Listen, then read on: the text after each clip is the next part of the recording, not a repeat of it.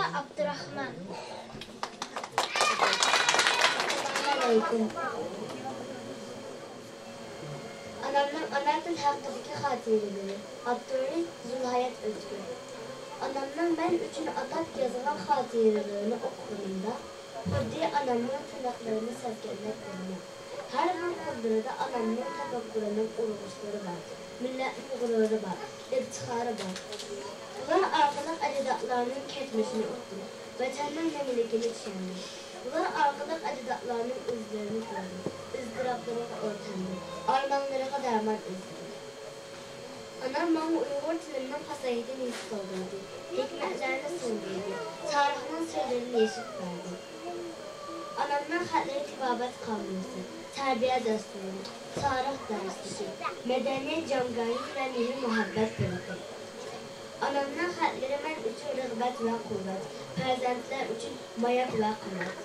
Anamdan xatirələri arqılıq, milletimin ötmüşü və kəlbisi göz aldığını namaya oldu.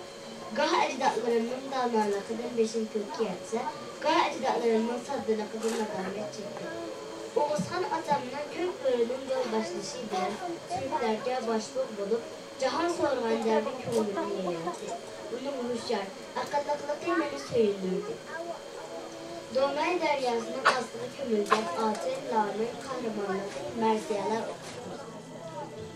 Türk kelimesi tarihte Tunca Kadim yazı Halidi'de ifadelengen Orhun abidelerideki köydeki mengü taşlarına uyulan tavgaçlarının sözü tatlıq, ipekleri yumuşak.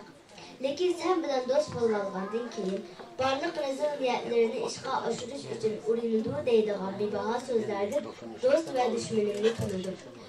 Bir Budizm aklamını titretken küsenlik kumracivanı, pesberlik idiyerlerine afırıp oksa, kıyar kapsarların beni erak betti. Çaştani ilik beğenip ürünü boyla bizeklikki başlatlardı. Bunun öylergi sınırlar, nesiller, acayip garayip çocuk rivayetler, soluğan dünya bulup, beni yine ecdadım uçtuğa atılıp taşladı. Yer astığı kömürgen kilogram döneminin bayaklısı bilen tek makanda yaşanan ecdatlarının treni yazıkını ögendim.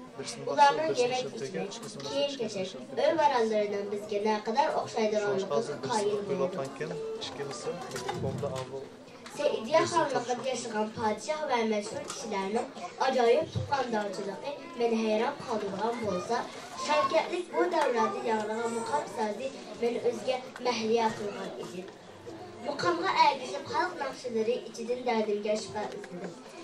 İgiz tağ başıyla çıraq köyadır, vay o köygenler çıraq əməz, yürək köyadır digən mısralarına cör bulub naxşı tavladım.